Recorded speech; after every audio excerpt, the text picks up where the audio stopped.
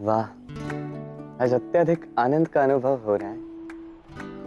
और जब मेरे मन में इतना आनंद आता है तो साथ में संगीत बहता है।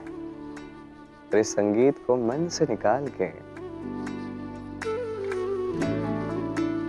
बांसुरी में उतारना चाहिए।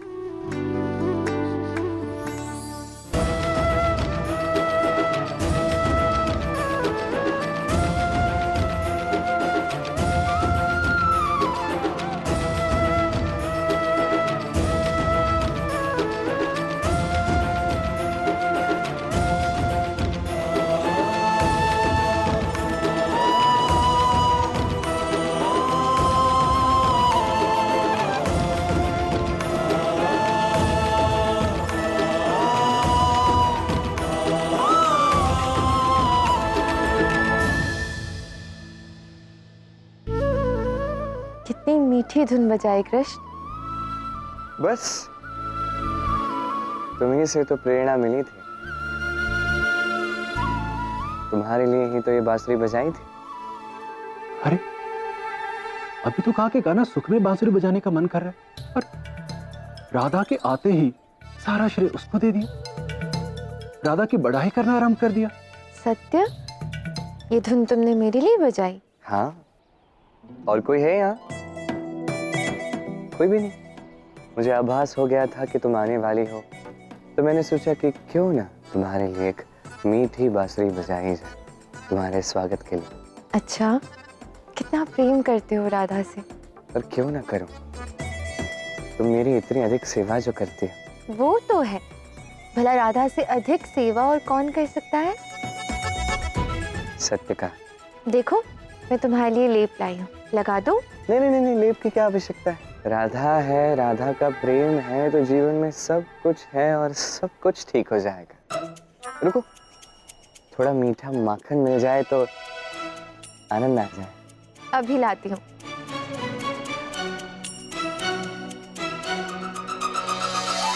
वाह, क्या बात है! इसे कहते हैं जीवन। अब मैया गरम गरम केसर बादाम दूध ले आएगी, वो मैं पीऊंगा। तत्पश्चात कुछ ही समय में राधा आएगी, वो मीठा स्वादिष्ट माखन लेके आएगी, वो मैं खाऊंगा। इतना आनंद है जीवन में, क्या बात है कृष्ण!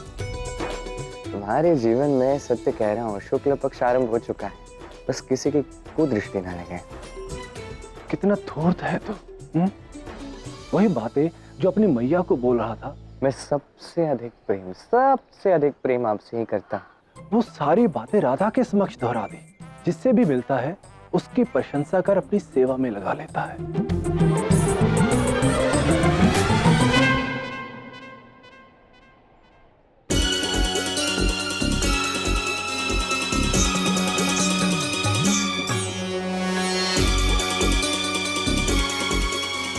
गुरुदेव की दी हुई सेवाओं का तो अंत ही नहीं हो रहा है।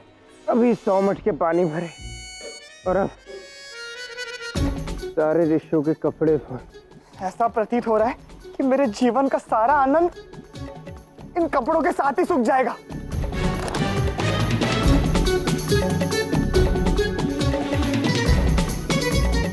इतने छोटे से कार्य के लिए इतना समय लग रहा है तुम लोगों को?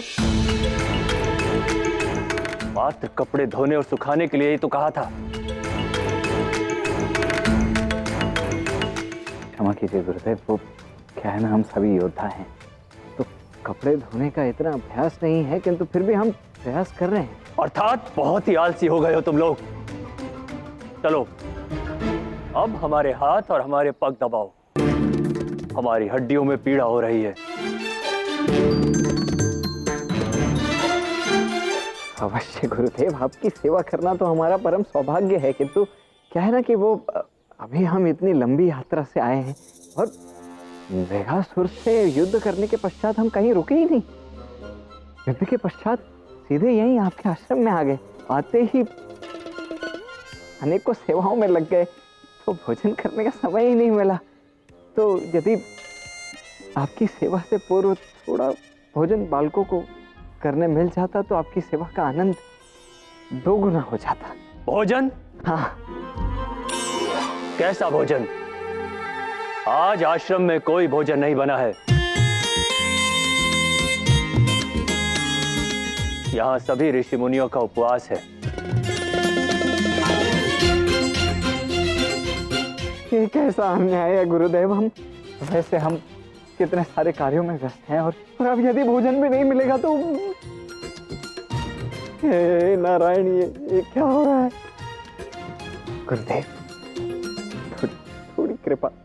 तुम्हें जो भी विश्राम चाहिए वो केवल रात्रि में ही प्राप्त होगा। चलो अब हमारे पैर और पीठ दबाओ। हमारे क्रोध को मत ललकारो। जैसा आप कहेंगे वैसा करेंगे गुरुदेव।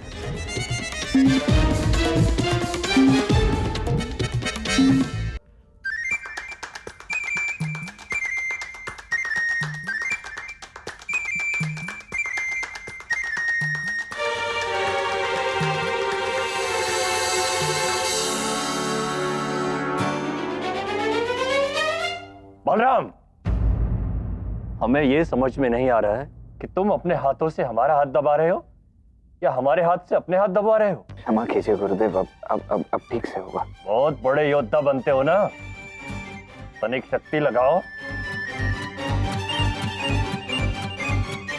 भोग विलास के लिए निकले थे ना तुम लोग, ऐसा दंड मिलेगा कि जीवन में कभी भोग विलास का नाम नहीं लोगे।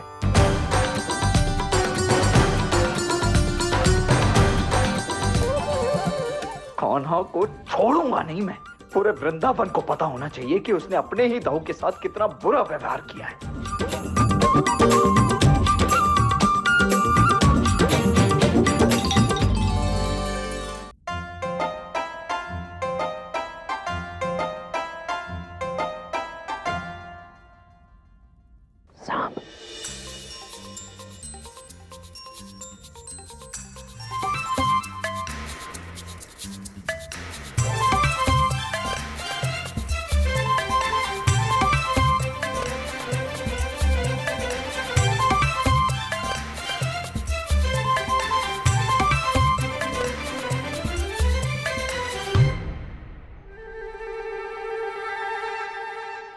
तो अंततः अब हमें विश्राम मिल ही जाएगा। नहीं, सर्वप्रथम हम कान्हा के विश्राम को भंग करेंगे। अकेले अकेले बहुत सुख भोग रहा है ना वो वृंदावन में। अब उसके दुखी होने का समय आ गया है। किंतु काकाश्री, हम यहाँ से कर भी क्या सकते हैं? अब तुम देखते जाओ प्रद्युम्न, मैं क्या करता हूँ।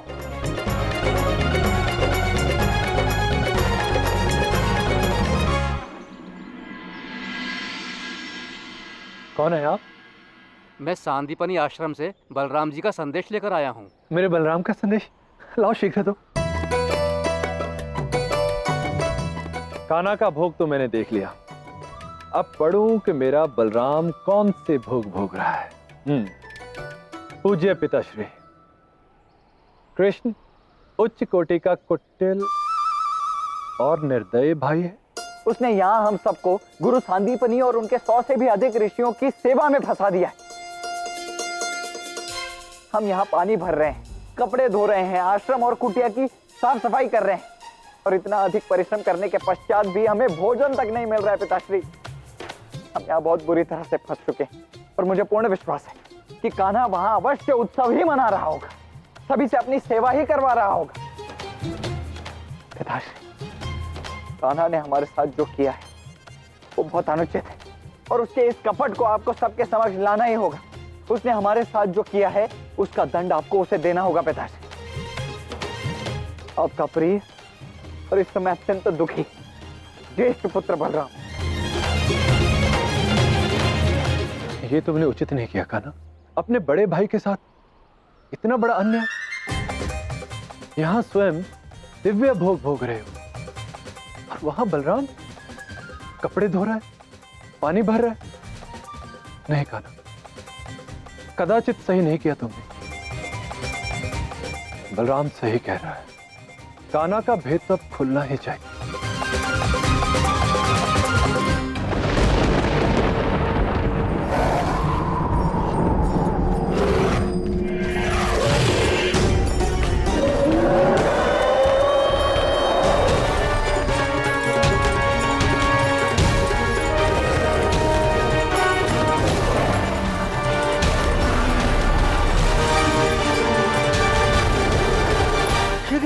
वानर राक्षस बाहर आ गया तो हमारा अंत निश्चित है।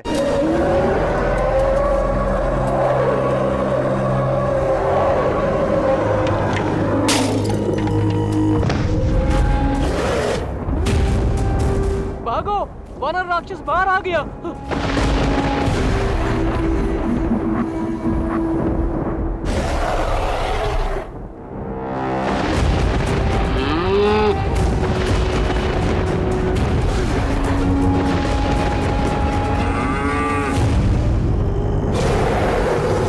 वानर राक्षस तो भोजन में हमारे इतने सारे बैल भी ले गया। सच कहा, इसका आतंक तो बढ़ रहा है। परंतु कौन इतना शक्तिशाली और भयानक राक्षस का अंत कर सकता है?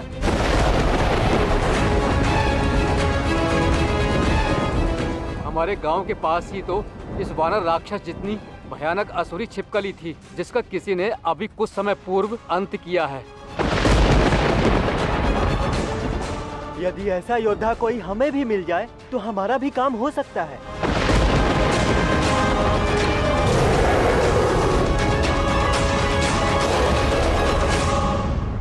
अब क्या हुआ? कहीं भोजन कम तो नहीं हो गया? नहीं, उसकी आवश्यकता से कहीं अधिक भोजन दिया है हमने।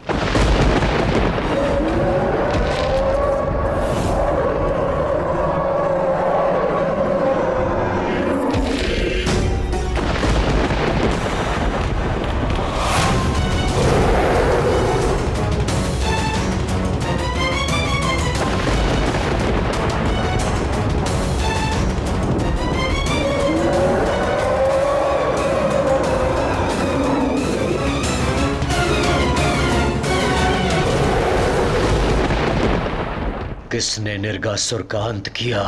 किसने साहस किया मेरे मित्र निर्गासुर के प्राण हरने का? कौन है वो? कौन? कान्हा, तुमने उचित नहीं किया।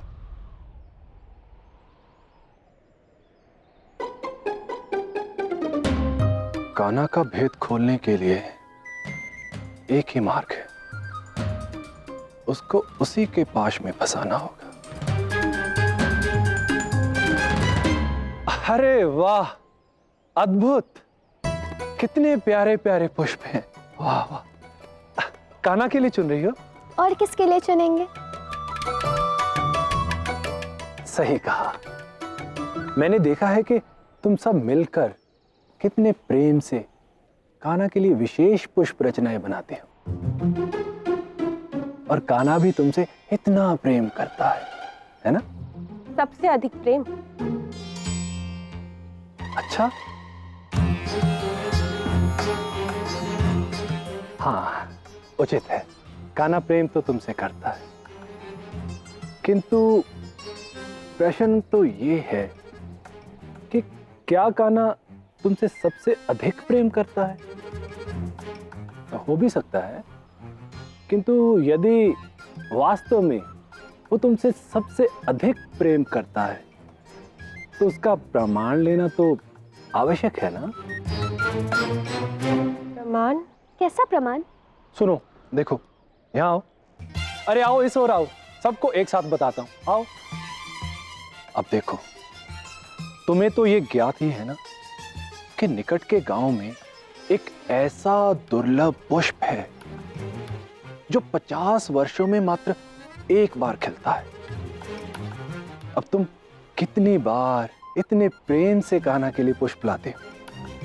अब यदि कान्हा तुम सबसे अधिक प्रेम करता है तो बस उसको बोलो कि तुम्हारे लिए वो दुर्लभ पुष्प लेकर आए। सरल सी बात है, हो जाएगा प्रमाणित। पुत्र बलराम, अब देखना मैं तुम्हारा प्रतिशोध कान्हा से कैसे लेता हूं।